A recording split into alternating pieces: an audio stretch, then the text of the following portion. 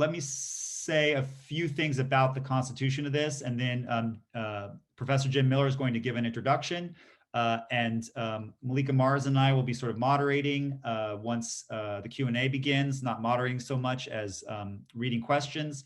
If you'd like to put questions in the chat, we will read your questions. Malika will be going through and sort of collating questions and curating questions to a certain extent. So if you'd like to ask questions, please put in the chat. And at the time the Q&A rolls around, we will ask those questions on your behalf. And with that, it looks like maybe we'll just get this show on the road. Unless, Jim, would you or Malika, actually Malika, you had wanted to say something briefly about the Green New Deal. Would you like to take this opportunity to do that? Yeah, thank you. Hi, everyone. Good to see so many friends here tonight and such a great turnout. Yeah, so the San Diego Green New Deal Alliance is proud to team up with EnviroDems and a couple other coalitions to host this event and continue the conversation about a just transition.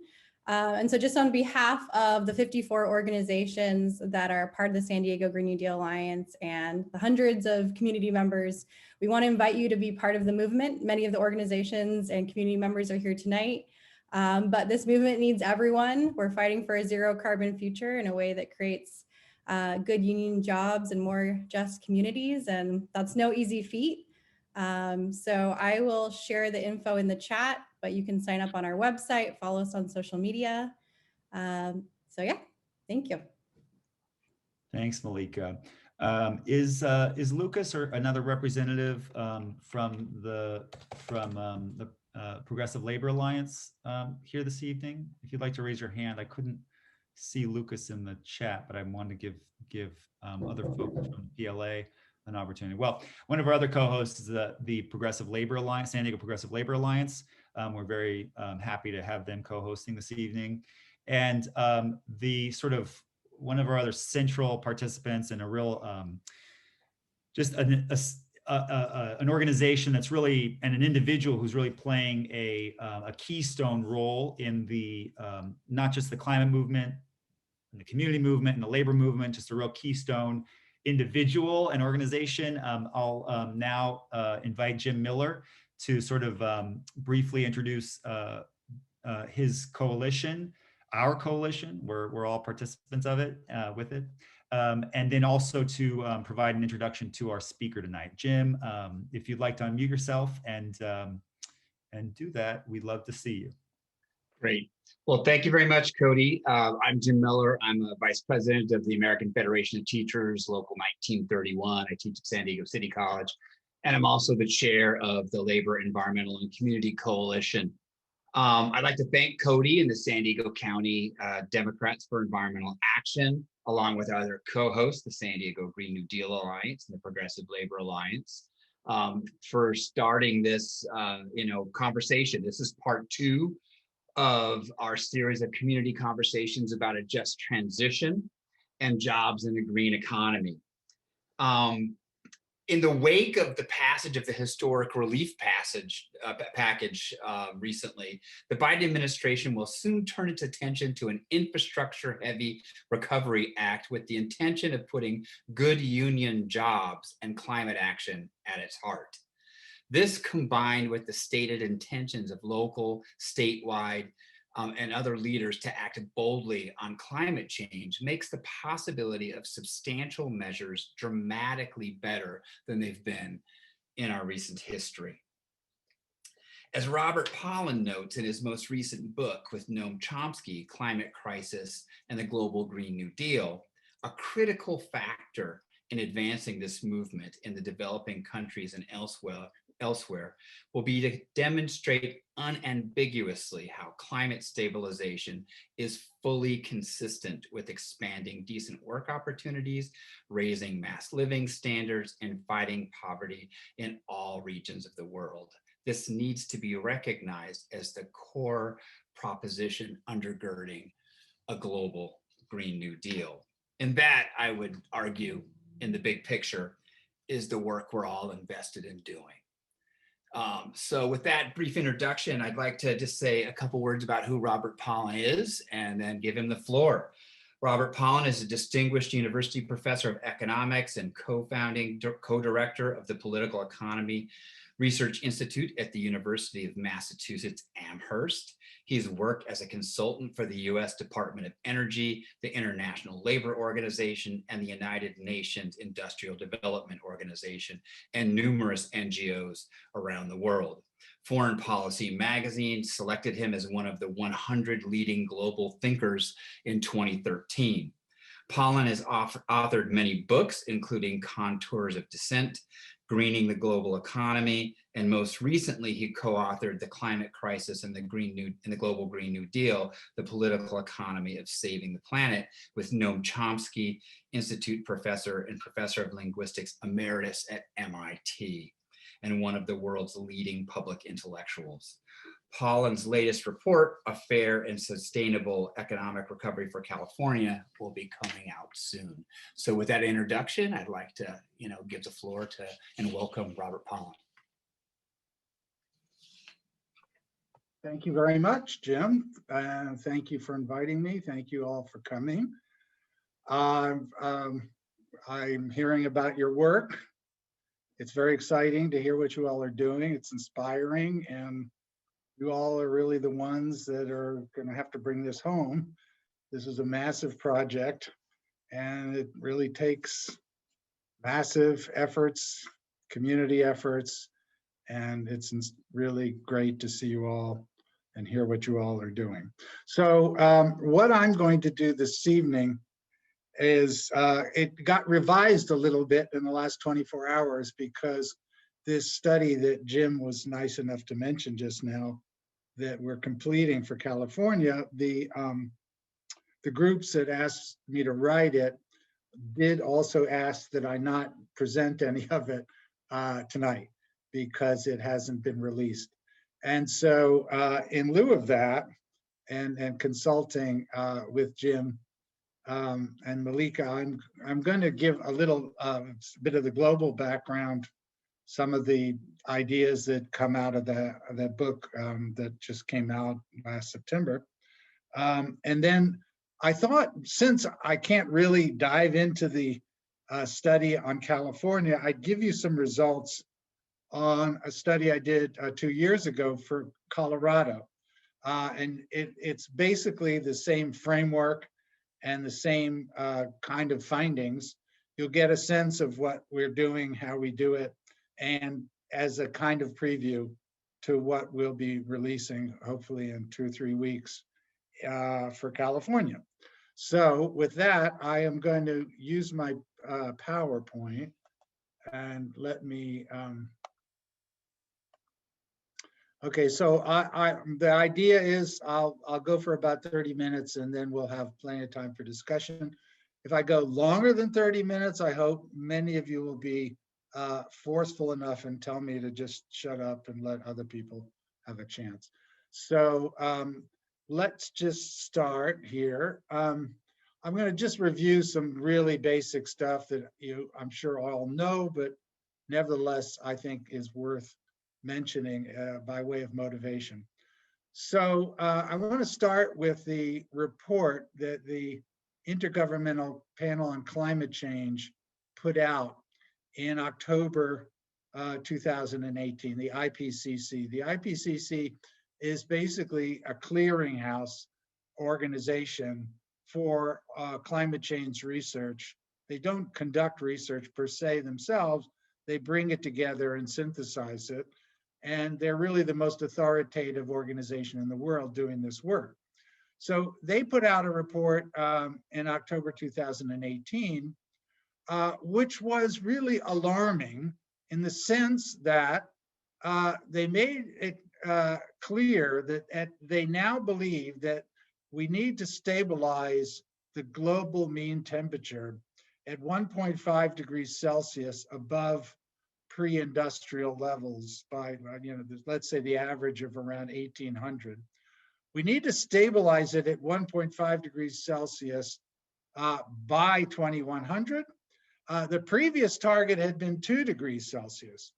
So that is a very sharp decline in the ceiling that they think we have to reach and we cannot exceed. We can't transgress that 1.5 degrees global warming ceiling, which was a new result. They had not said that in any of their previous studies. And they saying that if we do not succeed in stabilizing at 1.5 degrees Celsius, what we will see are quite significant intensification of things we are already seeing. Obviously, we're already seeing heat extremes, precipitation, droughts, sea level rises, biodiversity losses, with its consequent impacts on health, livelihoods, food security, water supply, and human security, and that we will see more of it. It will get worse. How much worse depends on whether we can stabilize at 1.5. Now, in order to stabilize, or in order to have a reasonably good chance of stabilizing at 1.5 degrees, this October 2018 report also set clear emission reduction targets, CO2 emission reduction targets globally. And those were a 50%, they actually 45% as of 2010, but let's call it a 50% reduction in emissions of current emission levels by 2030 and zero CO2 emissions by 2050. So those are the goals. And the research that I've been doing and the policy work has all been organized around measures to enable us to succeed in hitting those emission reduction targets. Okay, now here's where we are with this, just to give some historical background. These are the dates starting in 1870 all the way to the present, 2020. And here, this zero number, 0.0, is the global mean temperature difference between the year on the graph and pre-industrial levels average mean temperature. So the average mean temperature of about the year 1800. And you can see from 1880 roughly to when they start showing us numbers, 1880 all the way up to 1940, we were always below the global mean temperature average of the pre-industrial level. We get a blip up from 1940 to roughly 1950, but then it comes down again. And we do not see any pattern of persistent warming until 1980. And at 1980, we're at 0.2 degrees above pre-industrial levels.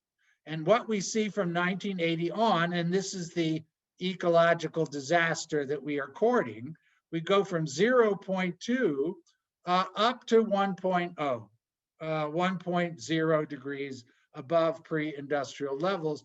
And you see we hit that peak in 2016, and we're basically back at it in 2020. It might come down modestly this year because of COVID, but if we don't do anything dramatic to change it, we will keep seeing it rise. Okay, next. This is just from a few weeks ago, 3 weeks ago, another UN agency called United Nations Framework Convention on Climate Change put out its annual report. And here is the summary of that report by the UN Secretary General Guterres. And this is what he's saying. Now, we wouldn't assume that the UN Secretary General would speak in hyperbolic terms. So nevertheless, we should take what he's saying. And he says 2021, this year, we're already almost a quarter of a way through this year. 2021 is a make or break year to confront the global climate emergency. The science is clear. To limit global temperature rise at 1.5 degrees Celsius, we must cut global emissions by 45% by 2030 from 2010 levels. Today's interim report from his organization, UNFCCC, is a red alert for our planet. It shows governments are nowhere close nowhere close to the level of ambition needed to limit climate change to 1.5 degrees and meet the goals of the Paris Agreement. The major emitters must step up with much more ambitious emission reduction targets. Okay, so that's where we are. Now, what do we do about it? What I will argue, what have argued, is that actually analytically, in terms of economics, in terms of engineering, the answer is right before us. It's really straightforward. It's actually pretty easy. Politically is another matter, which is why what you all are doing is so important. But let me just tell you what the analytically is the solution. Very straightforward. Number one, we have to stop burning fossil fuels. Why? Burning fossil fuels to produce energy is responsible for about 70% of all greenhouse gas solutions. So the problem is 70% burning fossil fuels. So we have to eliminate burning fossil fuels.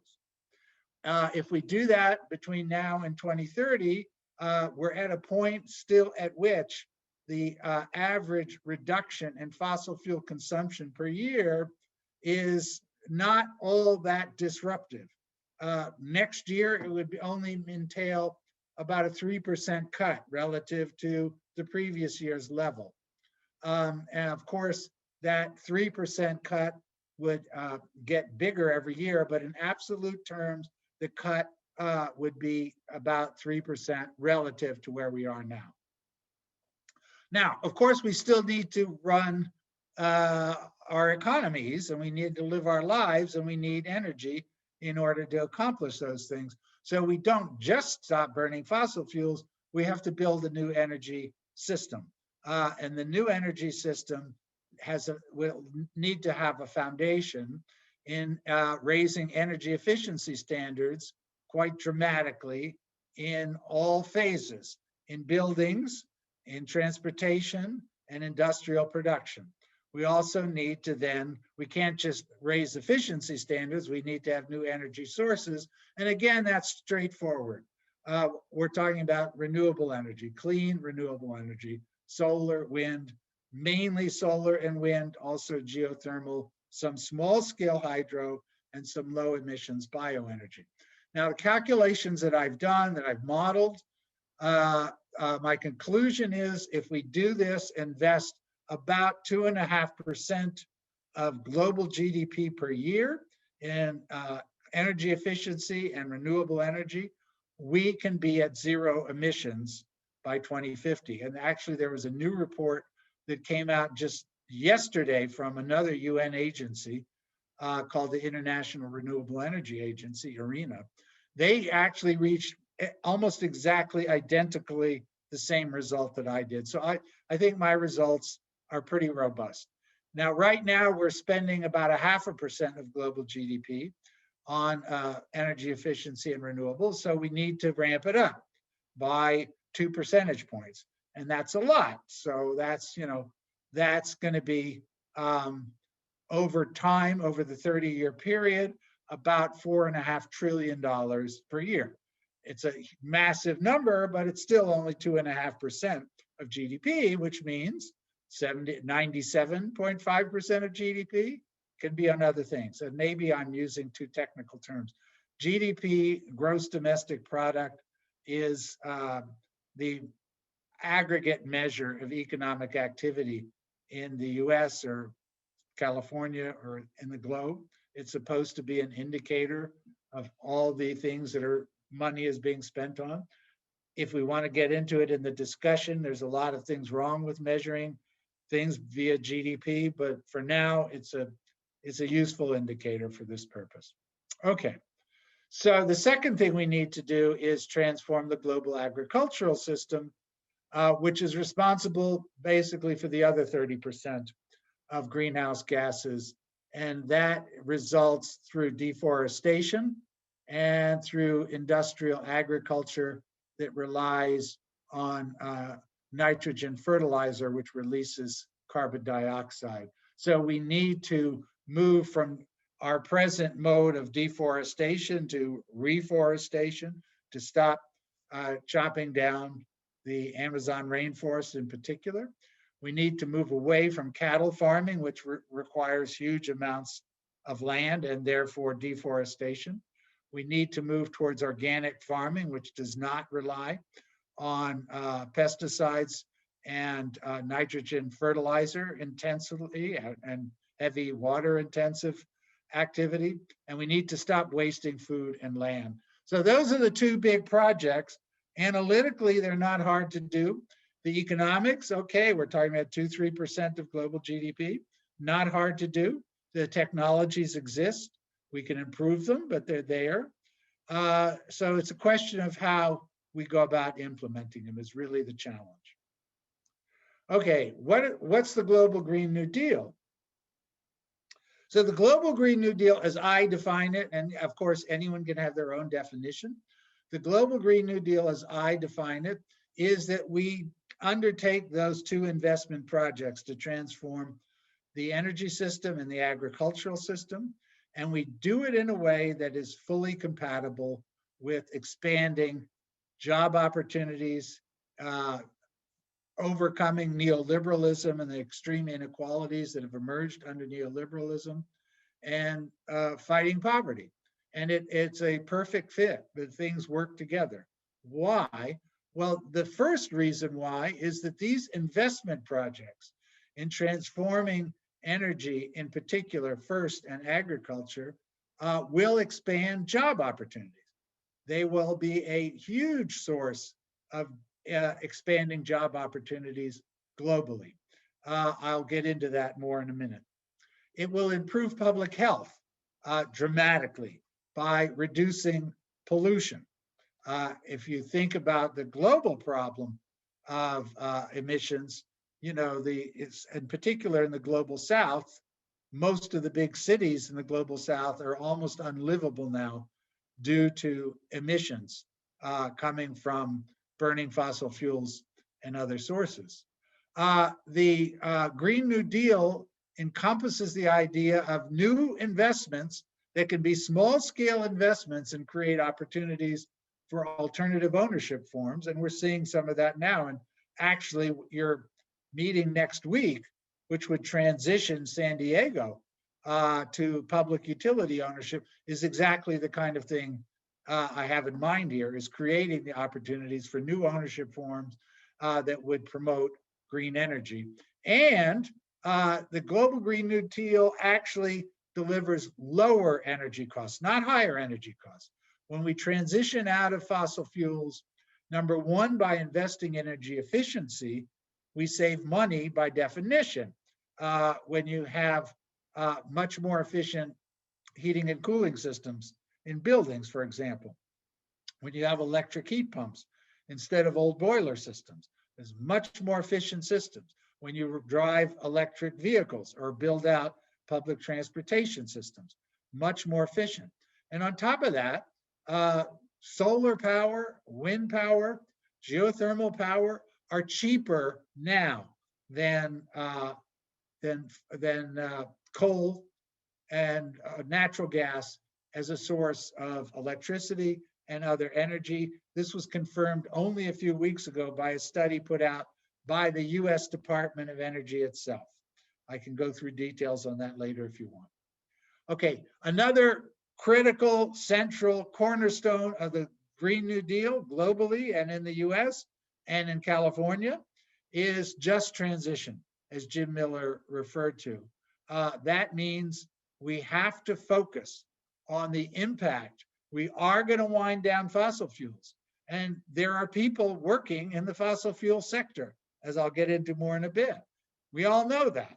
So we have to be able to create opportunities for them to move into other activities, and we have to cushion the communities that will be impacted, such as Kern County in California, and make sure that these communities are given other opportunities in the green economy. So that is absolutely critical. And all the work I've done, I've tried to emphasize the point that if we're really committed around climate stabilization, you must be equally committed around just transition. And then finally, given having that we've just been through this severe recession, the investing in building a green economy, the Green New Deal, is a short-term investment program that has the features that it can easily transition into long-run sustainability program. We invest big time now in building the green economy. You create a lot of jobs and you're putting us on a trajectory to climate stabilization at the same time. So that's my version of the global Green New Deal. And now let me bring it down again. I was hoping to be able to tell you a California story, but since I can't, I will tell you a Colorado story with a couple of references here and there to California. Okay, so this is, I'm going to go through a bit some of the results of the study that we put out 2 years ago for Colorado. And what I wanted to show you that I think maybe the most interesting part of the whole study was who commissioned it and who endorsed it. Because I think, as Jim Miller said at the outset, this has to be a movement that embraces people from all communities. And we need, in particular, we need for the labor movement and people, working people, to recognize the Green New Deal as a program that benefits them. And in Colorado, the study that we did 2 years ago, it was actually commissioned by the leadership of the AFL-CIO. And that was unusual, to say the least. It was, I would say, visionary on the part of the leadership of the AFL-CIO. But not only was this commissioned by the leadership, the top leadership of the AFL-CIO, but if you can see this on the slide, look who endorsed this work. Conference of Electrical Workers, the Colorado Building and Construction Trade Council. To my knowledge, it's the first time the building trades have endorsed any kind of project of this nature. The Boilermakers, Transportation Division, SEIU, the Laborers Union, the Communication Workers, and the overall Labor Federation. So this is a project, and more importantly, this is an approach that speaks, I think, to the needs and interests of working people and the labor movement. And that is what is going to give these kinds of approaches their momentum and their legitimacy. And if we can't get support from these kinds of organizations in all regions of the country, then I think we're in real trouble. Okay, so as to the substance, I'm going to just focus on the job creation. So it is a project, as I described on the global scale, it's a project that invests about 2.5% of Colorado's GDP every year to build out the clean energy system. I'm not going to talk about agriculture tonight. I'll focus on the energy system. And I won't go through all the details. Let's just go right to these bottom lines. Oops. And what you can see, I hope, let's move this thing. What you can see is what we're looking at is total job creation is about 110,000 jobs in the state per year due to investing about 2.5% of GDP every year. And the total job creation is 3.7% of the state's labor market. So that might not sound like a lot, it's less than 4% of the labor market. But if you're in an economy such as we have been in the last year, where we're looking at 8-9% unemployment rates, what we're saying is that this program, mounted in full, in year one, is going to create 110,000 jobs, which would reduce unemployment by 3.7%. So if you're at, let's say, 8% unemployment, you're going to be down to 4.3% unemployment. That's the impact that this program is capable of making. Okay, and now let me show you some stuff. Okay, next thing I want to show you, these are, we are not only interested in job creation, we want to think about job quality. So what we have here is it's a snapshot of the jobs as they exist right now in the clean energy activities. And what I want to I can't go through all of it, but just let's look at the compensation levels, its wages and benefits. And then I want to look at union membership. So the wages and benefits are going to be, at a high, somewhere, this is about $100,000, but that's working in geothermal. The workers in mass transit are much lower. It's $61,000, and then the rest is a range around that. So what we roughly are saying is that we have, from sector to sector, wages between about $60,000 and $100,000. And now what about union membership? So this shows us union membership rates in the different sectors. Now, these are higher than the national average. The national average, as I'm sure you all know, is about 6.5% in the private sector. And here we are generally higher. What we want to see, though, in the creation of these new sectors and massive increases in investment opportunities is the opportunity to organize to significantly raise union membership rates, which will then spill into higher wages. Okay. And then the other demographic that I want to show you, this shows you educational levels at present, but I want to focus on race and gender composition. So the percentage of non-white workers, and again, this is a snapshot of where we are today. I'm not saying this is where we are happy to be at, it's where we are today. So the percentage of people of color in these jobs is roughly speaking, not exactly, is roughly speaking at the average for the population of Colorado as a whole.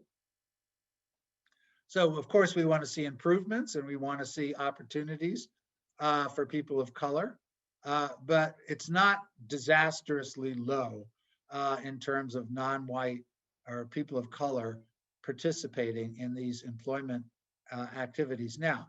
But in terms of female participation, as you can see, female participation is at most around 1/3, and less than 20% here in the building retrofit sector. So a big part of what we want to see higher unionization rates. We want to see unionization rates improving opportunities across the board, but in particular for people of color and females, and to raise wages. And we also will want affirmative action policies. There's going to be a lot of contracting coming out from the public sector, and we can establish affirmative action standards that will introduce opportunities for women that have clearly not been there to date in these sectors of the economy. Okay, now what about the Just Transition program? So I want to focus now on the workers in Colorado that are in the fossil fuel industry or anything associated with fossil fuels. And here are the different industries we look at, starting with oil and gas, coal mining. You don't have coal mining in California, but you do have oil and gas, in particular in Kern County. And then these related ancillary industries, as you can see. Okay, so what we're looking at is a total of about 34,000 people in the whole state. Okay, so that is about 1%, 1.2%. So it is not a big percentage of the overall employment profile of Colorado. California, it's a lower percentile. It's about half percentage-wise of what Colorado is. So what I'm going to tell you about Colorado does serve as a model for California, except that in the case of California, the things that I'm going to discuss are going to be easier to attain proportionally than they are in Colorado. Okay, so we have about 34,000 people. And if we're going to hit the emission reduction targets of a 50% cut by 2030 and 2050, we're going to be at zero emissions. Basically, we're saying that 50% of these jobs are going to be gone by 2030, and they're all going to be gone by 2050. And that is the challenge that we have to meet. What do we do about these jobs? Okay, so before I get to that, I want to show you what really underscores the challenge further. Is I showed you before the wage levels in the clean energy sectors ranging between about $60,000 to $100,000 for total compensation. Here's the compensation range for the most important fossil fuel sectors in Colorado. And you can see the pay is much better, right? Look, oil and gas extraction workers, there's about 11,000 of them, and the average compensation is $224,000. So these are very good jobs. In coal mining, right? It's only 1,200 workers, but they're making $119,000 on average. People working in natural gas distribution, they're making $178,000. So in terms of the pay level, these are better jobs. And we have to be able to deal with that when we think about the just transition. Okay, now when we say the just transition, you saw there are 34,000 workers total. But critical to the whole story is this. We are not going to shut down the fossil fuel industry tomorrow, okay? So when people say, oh, all these jobs are going to be lost and these people are going to have nothing, we have to fight against that false impression. If we're saying we're going to hit an emission reduction target of roughly 50% cut by 2030, it means 50% of the jobs will be lost in 10 years or 9 years. And then, yes, by 2050, they'll all be gone.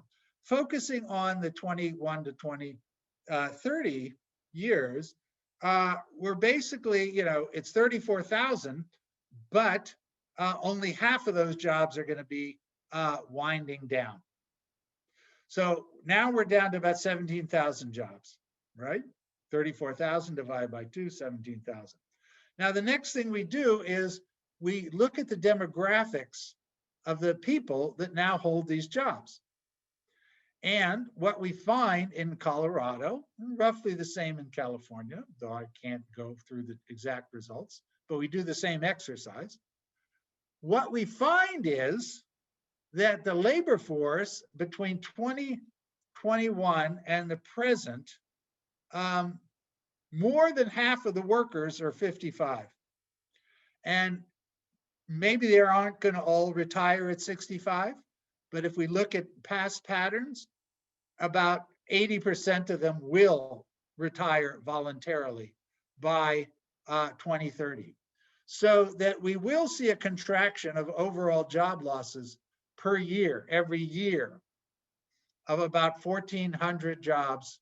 But of those 1,400 jobs, the jobs are going to contract, the jobs will go away, but the people are also going to retire. So the total number of displaced workers, that is workers that were under 55, that are not voluntarily retiring, it's about 700 people. So the just transition for people were actually, it's not, don't think of it as 34,000 jobs and people that are going to get clobbered with layoffs all at once. And what do we do with the 34,000 workers? It's 700 workers per year. That is a much more manageable number, and it makes the cost of establishing a just transition program a lot more affordable. And so what is the Just Transition Program? Here's the main features. Pension guarantees for people that are voluntarily retiring. You absolutely must guarantee that, and we can do that mostly through legal measures. Reemployment. So for the 700 workers per year that lose their jobs and want another job, they're guaranteed another job. They're guaranteed another job, plus this is critical because you saw the average wages in the clean energy economy are lower. They're guaranteed a job at the pay they had in the fossil fuel industry. Okay? Guaranteed a job at the pay they had at the fossil fuel industry. If they need retraining, they also get retraining support. If they need relocation, they get relocation support. For the most part, we don't think it will be necessary for workers to relocate because we're going to be investing in the clean energy economy to supplant activity in the fossil fuel economy. Okay, so these are the main features of the just transition. When we quantify that those policy features, pension guarantee, job guarantee, wage guarantee, relocation as needed, retraining as needed for 700 workers per year that are going to get displaced, we estimate that's going to come to about $114 million per year. Okay, that's real money, $114 million, but the average overall economy of Colorado, the GDP, between 2021 and 2030, we estimate at 400 billion. So the $114 million per year to give all the displaced workers a just transition, a fair opportunity at moving into something else where they are paid well and they have the opportunity to stay in their communities. $114 million per year. Okay, that comes out to 3/100ths of 1% of statewide GDP. In other words, it's peanuts. In other words, this is so easy to do in terms of budgeting, in terms of analytics. It is something that is going to be a massive benefit for the workers and communities that are going to face this phase out. And it is easy to do. If it were hard to do, I would tell you it's hard to do, but it isn't. It's actually easy to do. Okay, now finally on community. Community transitions, what we did for Colorado and we have done for California as well, we looked at the communities where there are heavy concentrations of fossil fuel-based employment. And actually, in Colorado, which has a higher percentage of fossil fuel activity than California, there's only a few counties that matter, okay? There's this one called Weld County. It is very heavily fossil fuel dependent with about 8,000 workers in a labor force of 90,000. So it's about 9% of the labor force. Denver County also has a lot of fossil fuel workers, but it's a much bigger labor force. It's only 2%. And then we have this other county called Mesa, which has 2,600 workers, but it's in a labor force of 51,000. So that's about 5.1%. And that's kind of it. Those are the big ones. So when we think about reinvestment, repurposing land, reclaiming land that's been used for oil, gas, coal production, we focus on these counties. We don't have to focus so much on Denver County because the impact won't be so large. We definitely do have to focus on Weld County, Mesa County, and a couple of others. So that's the way through which we embrace the just transition in communities. And I was given permission finally to at least mention this part of our study for California. So in California, we have a roughly equivalent situation. There's only 3 counties in all of California that have significant fossil fuel employment. The biggest one is Kern. And then Los Angeles County actually has the most people working in fossil fuels, but it's in this massive labor market, so the share is small. and then the other one that has a fairly significant employment in fossil fuels, Contra Costa.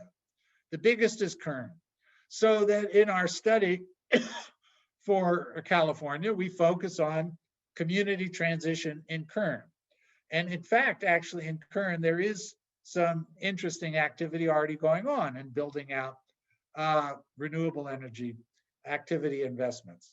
So the point is the community investment, reinvestment, just transition, the investment in workers, just transition for workers. These are things that are before us that are not difficult to do. The Green New Deal is a project that is utterly attainable. It is not complicated. The technologies exist. It will create job opportunities. We have to make sure there are good job opportunities. And in doing so, the Green New Deal is going to be consonant also with expanding overall well-being, reducing poverty, as well as sustaining the environment and saving the planet. So I'll stop there. Thank you. Thank you so much, Professor Pollin. That was wonderful and very timely for us here in San Diego. We just had a day of dramatic environmental labor community quote negotiations at the county today. So I know Emily Weir's here, and we've been navigating that today.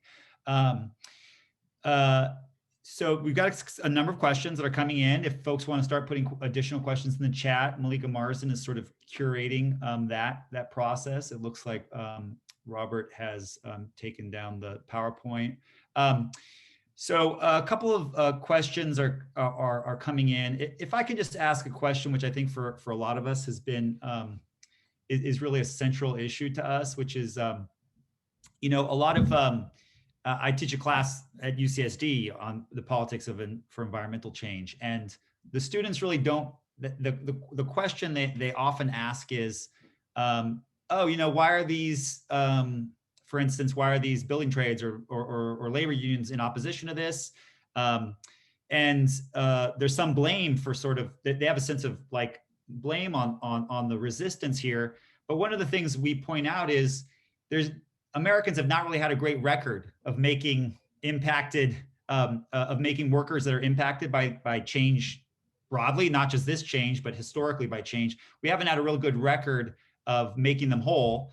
And these workers know their neighbors, and they're making a judgment about the willingness of their neighbors to pony up to help them transition in this new economy. Have you done work, presumably you have, on how you communicate to the public about the necessity of making us whole? Have you thought through the discourses involved in making that case to the general public? Well, Cody, I mean, as I said, I totally agree that this has to be a central part. And the first thing I would say, by way of communicating, is we have to embrace, those of us that are committed around this issue, we absolutely have to embrace the transition. When I say Green New Deal, it's Green New Deal with transition. Otherwise, it's meaningless to me. And I think that it has to be the way we think about it. So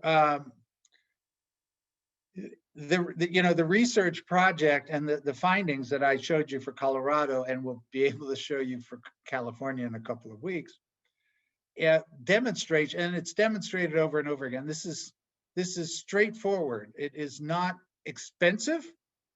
It is generous, as it should be, but it is something that's achievable. Having said that, I've been in a lot of discussions with workers, union leaders, and the trades that say, "Oh yeah, sure. Great data, Professor. And you know what? You will have your job when we go through this transition, but we're going to lose our job. And the environmentalists don't really care about us. And we'd have no record in the United States of generous transitions of the nature you're talking about. So it's not going to happen. And how you convince me otherwise, Professor. And it's not an easy thing to do. And the only thing I can tell them is that, you know, we have to understand that the climate movement has to be a just transition movement. The two things have to be merged totally. Now, how I personally communicate it, I try to, you know, well, it started with my research. And maybe if I'll take a minute, I'll tell you a quick anecdote on how I got into the deeper parts of this just transition research, where I'm doing these data calculations on exactly how many people and all that. I did one study in 2014 that was the biggest one I ever did, called Green Growth, that was about 450 pages. And I was, after it was coming out, and the publisher said, we'll get endorsements. And I sent it, one of the people I sent, asked to endorse it was somebody named Bill Spriggs. Some of you may know him or have heard of him. He's the chief economist for the AFL-CIO. He was then, and he still is. And he's a professor of economics at Howard University, and a friend. And as a friend, he said, I can't endorse this, Bob. Good work, good 400 pages, but I won't endorse it. And I said, yeah, why? He said, because you know, you did so much work on this, but your stuff on the just transition is really thin. And he was right. And so I told him, okay, you're right, and I'm going to go into this much more. So, you know, I think the fact that having gone into it much more, and having now seen through research for many states that this is viable. I mean, literally, we put out a study 2 weeks ago for West Virginia. Now, if this can work for West Virginia, and we actually even presented it to the staff of Senator Manchin, I thought they were going to be hostile. They weren't. The AFL-CIO leadership was on the Zoom with me. If we can convince people in West Virginia that this is workable, then I think we can convince people anywhere. It's still the case, of course, and it did come up. And I also done one in Pennsylvania where there's the fracking jobs. You still don't believe that this actually is going to happen. Okay, it looks cool. It looks like it's doable, but I personally am not the one that's going to make sure it's going to happen. It's you all. It's all of us. So that's really my answer. And I think that, you know, it has to be sincere. And it has to come out every time and in every document. That's why, you know, Labor Network for Sustainability, that commissioned me to do the study for California, is a fantastic organization for having pushed this. And I understand they just came out with a new report themselves on exactly just transition. Thank you. Thank you, Professor. We have some more questions coming in right now at a feverish pace, so we'll get to them. Speaking of analogs here, there's a question about, are there unions or municipalities that have done a good job of anticipating and planning for new increased job opportunities in their area due to addressing climate change, electrification, retrofits, transit, especially where unions and environmentalists have worked together to ensure those are good union jobs? Details welcome. We want inspiration. I probably am not the best person to answer that. There's probably people in the group here that are union activists that can answer it more, you know, better from their experience. You know, as I said, in the case of Colorado, I was commissioned by the AFL-CIO leadership, and the same was true in state of Washington. Leadership of the AFL-CIO. And in both cases, I can tell you that they certainly have been committed around making this workable. Unfortunately, in the case of Washington State, you know, it was a ballot initiative in 2018, Green New Deal ballot initiative, and it was defeated. It was way ahead until 2-3 weeks before the November 2018 election. And then the oil companies spent $30 million of obfuscation, propaganda, and convinced people that this is bad. Now, in the case of Colorado, there wasn't a ballot initiative, so it was able to pass through the political process. And I think one of the first things that happened in Colorado was the establishment of an Office of Just Transition. So that is, I take to be a success of the work of the unions to show their commitment to fight for the just transition as a major feature. And also, you know, we are thinking of, they have training programs to move people into jobs. I mean, there are some studies which have said you can't just move people. You can't just say go into these jobs. I mean, there are jobs where the skills are going to be easily transferable, because you know there's going to be a lot of jobs for truck drivers. There's going to be a lot of jobs for office managers. There's going to be a lot of jobs for accountants, attorneys. I mean, you know, you can go from fossil fuels to clean energy easily, but you know, the specific jobs of coal mining versus putting solar panels on roofs, those are distinct. So we do need to offer opportunities, and I do think those are happening. In New York State, I think is an example where that is happening quite aggressively. And I think in California, but again, I think there are people that are on this call that would know a lot more than me. Thank you, Professor. Yeah, I mean, we're certainly navigating that here with SANDAG, our Association of Governments, thinking through how you shift priorities from, for instance, freeway expansions to trenching or tunneling for mass transit. So we can. Yeah, but you don't have to call me professor, by the way. Okay. Thank Fine. you. Doctor. No, just call me Bob. Okay. Okay, we have some additional questions along some of those same lines. I'm sure you've thought through some of the financing opportunities in terms of revenue that would help offset these or provide funding for these. We have several questions about funding. Do you have any thoughts about ways that we could generate income to offset some of the costs of the just transition? Well, yeah. So if we're talking about the just transition itself, it's so small. I mean, yeah, it's you know, you saw Colorado. It's $114 million. That's, you know, 0.0003% of GDP. You know, you can pick that up almost any way. You know, some minor source of savings. But that said, I mean, we have worked out financing plans in some detail in Colorado, in West Virginia, in California. Well, for our historic moment, I'm almost certain that the biggest source of funding is going to come from the infrastructure bill that will presumably pass under Biden. Under Biden, as a candidate, he was running under the, you know, Build Back Better project, which was $2 trillion over 4 years, so $500 billion a year. I've costed out, you know, that $500 billion a year, and what I've done is just as a simple initial approximation, assume that every state gets its share of the $2 trillion based on population. Okay. I was actually on a call just yesterday with people in Alaska, and they said, no, we need to get more than our share. Okay, fair enough. But roughly speaking, as the first approximation.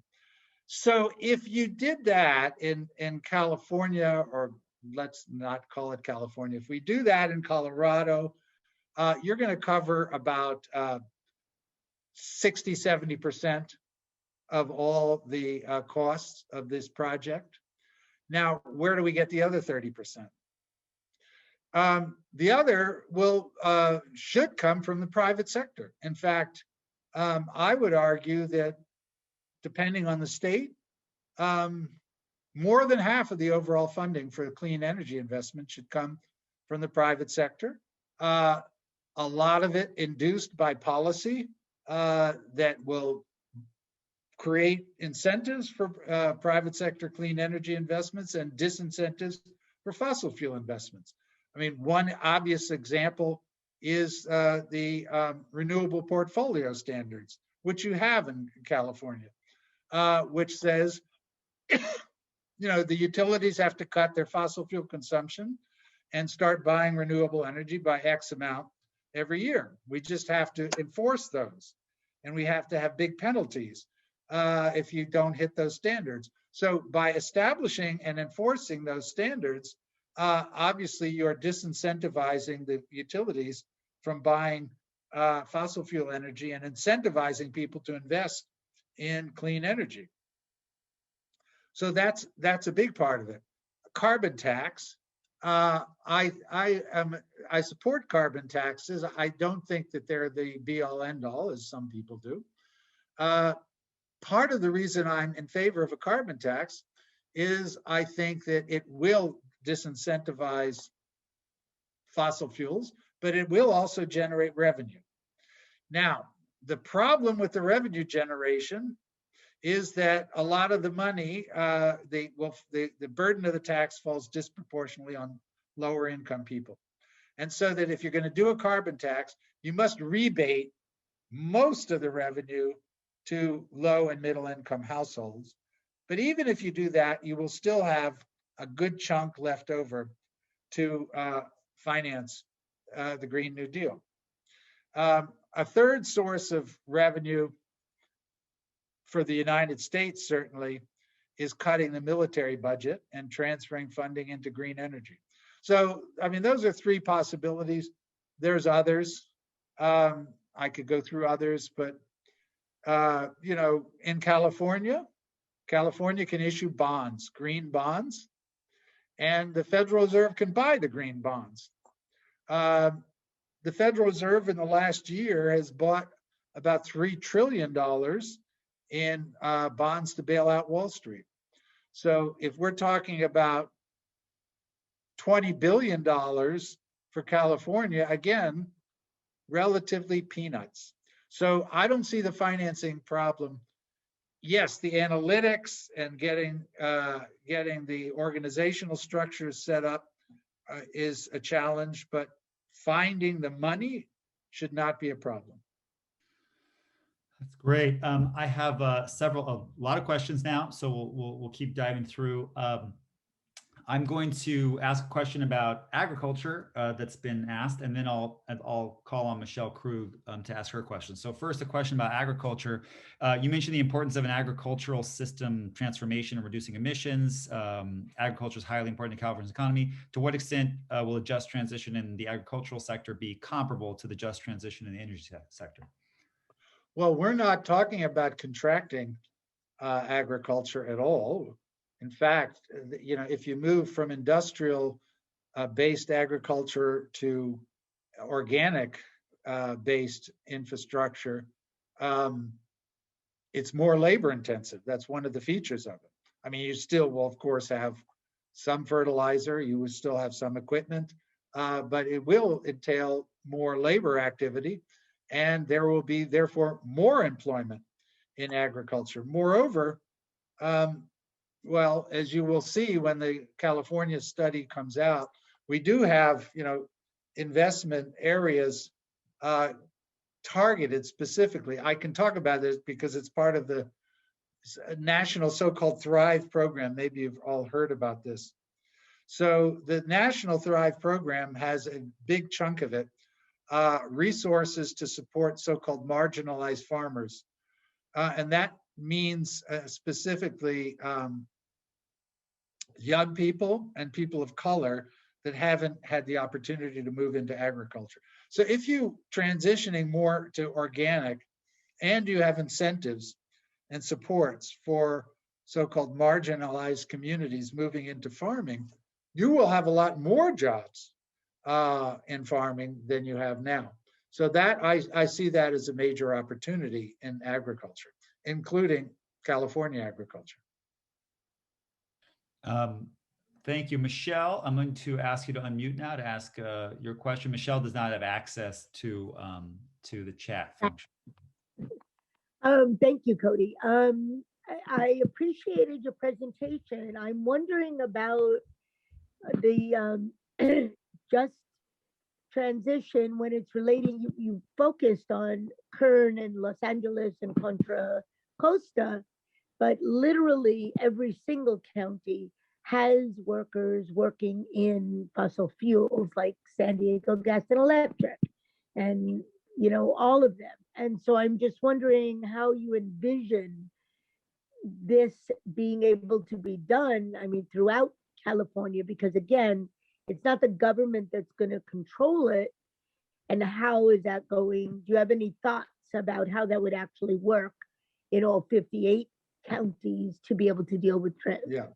So,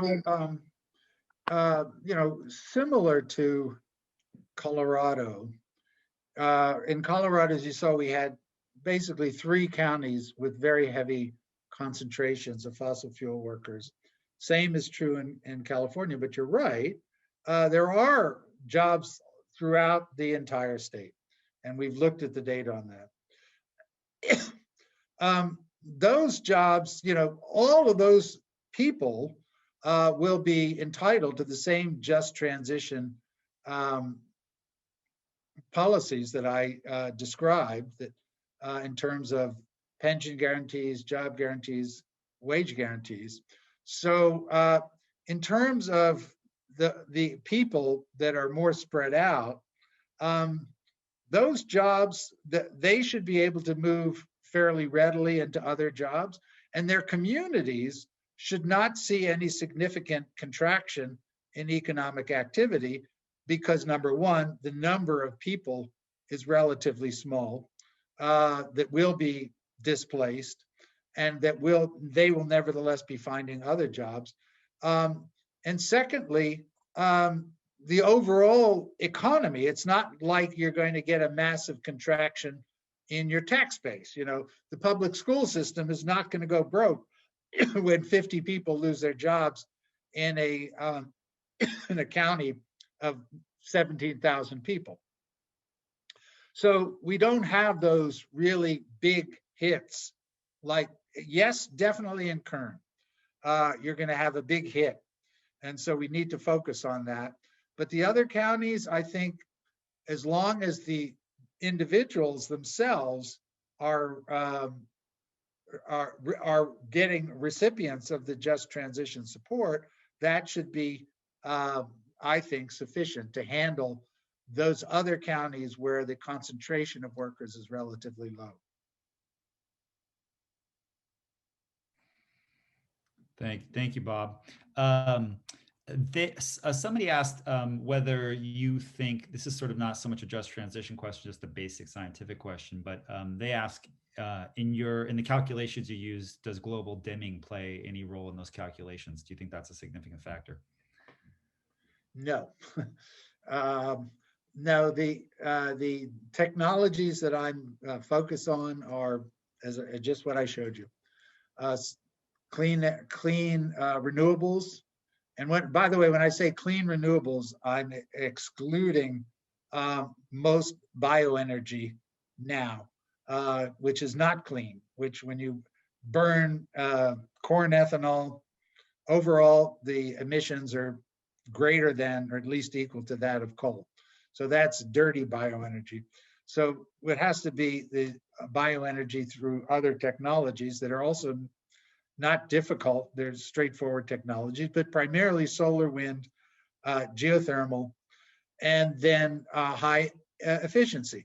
Now, I will say in the case of California, just a broad generalization that's, yes, in our study, but is facts out there. California has already built in a pretty high efficiency economy, certainly compared to other states in the US. So yes, there's still room to raise efficiency standards, but not as much as other states. So for example, the average energy efficiency in California, the use of energy per level of GDP of activity in California, California is about 3 times as efficient as West Virginia, actually 4 times. It's actually an amazing. So yeah, whereas in West Virginia, we want to invest heavily to raise efficiency standards. In California, yes, we do need to improve it, but we don't have that as much room. So the transition, the real transition should be in the areas of renewables.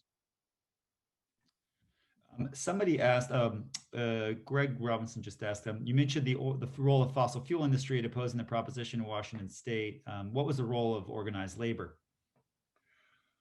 Organized labor was the leader of the whole project. The AFL-CIO commissioned me to do the study. The then president of the AFL-CIO in Washington State, whose name was Jeff Johnson, and just to declare an interest, he happens to be an old friend of mine. He was the one who brought together the whole Green New Deal coalition. True, there was opposition from some of the unions, especially in the trades, but I wouldn't call it, serious active opposition, maybe just not as strong support. Generally speaking, though, the unions were for it. They were the leaders. And in Colorado, as I showed you, not only did the AFL-CIO hire me and endorse the study and promoted it, but you had specific unions, including the trades. So I think there's a lot to learn from the really organizing achievements of the AFL-CIO in Colorado.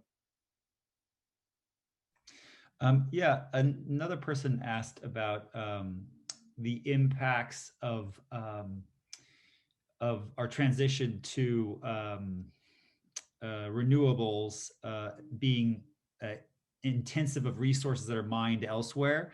And so I guess this is a question about probably in general about thinking through the global aspects of a just transition and sort of how we prevent. And I guess I would also add a lot of our students, your students, my students, are very interested in sort of reduction of growth per se. I mean, I think a lot of young people are like, focused on attacking consumerism. I mean, how does growth per se play into this? How does the global impacts of consumption here play a role in this? Sort of just a general prompt on that. So yeah, I'm well aware of the movement. It's global, more in Europe than here, called degrowth. And I sympathize with a lot of the features of the what they're for. Certainly the things that I focused on, for example, tonight are only about climate change. They're not about other environmental problems such as loss of biodiversity. And the degrowth proponents focus on all of these. So that's all good. I don't think the degrowth idea really takes us very far at all, however, when we're dealing with climate change. It's too vague. When I'm talking about transitioning to a clean energy system or to organic agriculture over industrial agriculture, that is growth. And in fact, by the standard measure of GDP even, it is a massive increase in these industries. At the same time, yeah, we are degrowing the fossil fuel industry to zero. So that's degrowth. But then we have, we've got to increase, right now, clean renewable energy, it's all the rage and we all talk about it for good reasons, but it's like 2%.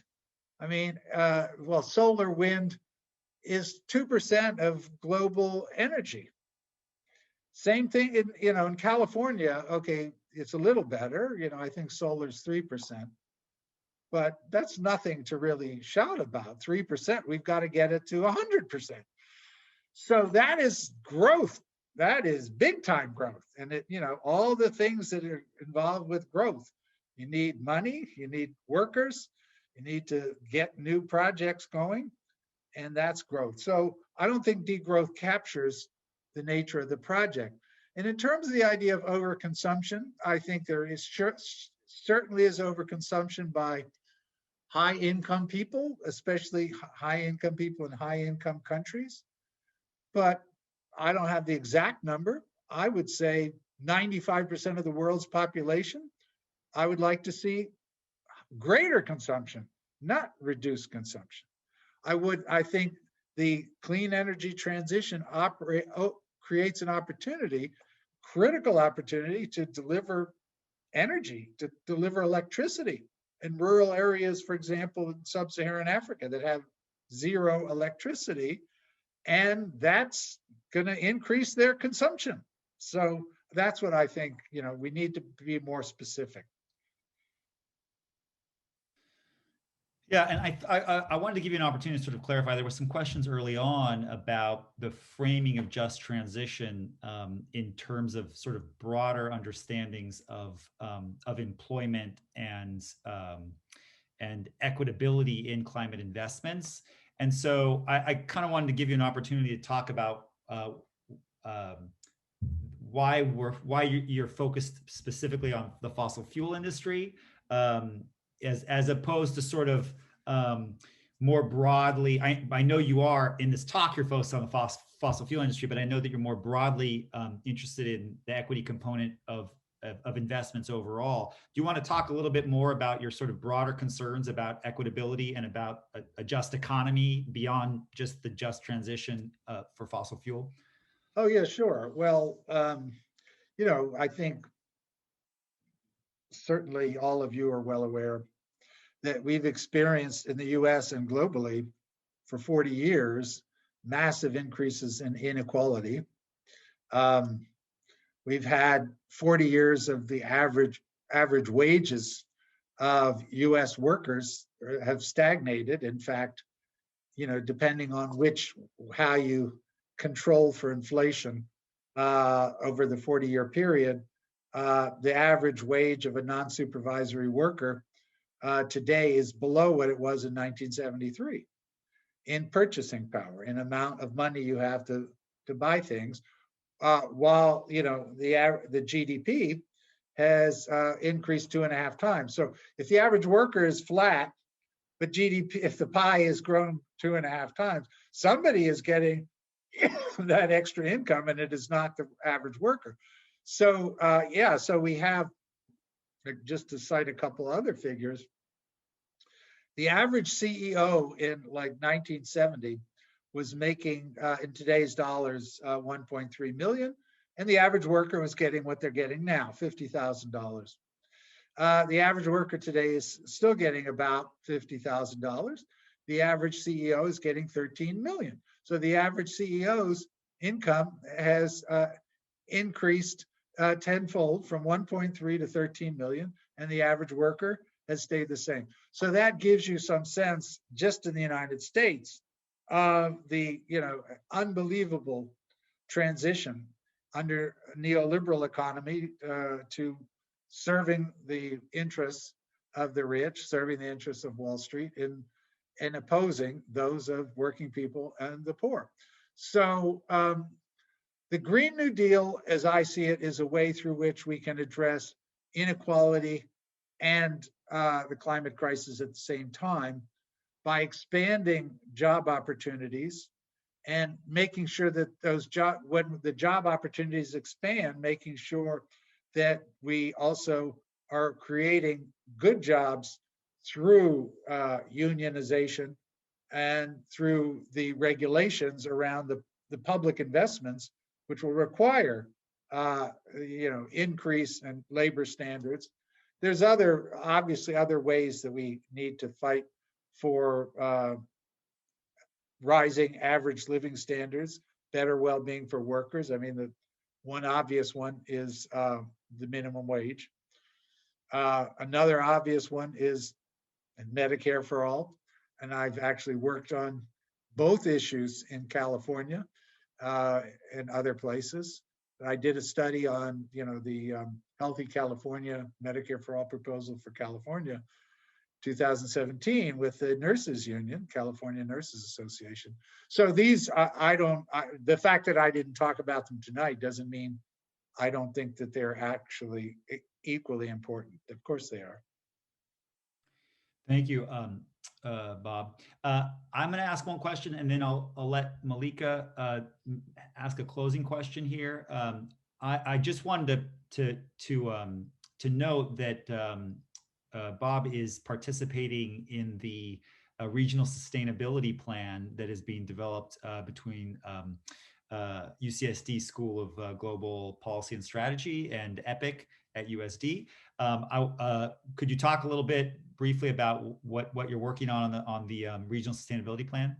Well, since I was given a gag order, Oh, I was not given a gag order for that project. On the other hand, we haven't finalized exactly what I am supposed to do, but what I think I'm supposed to do is focus on job creation in San Diego through the clean energy transition, and not only job creation, but the kind of job quality impacts that I briefly talked about with respect to the Colorado study.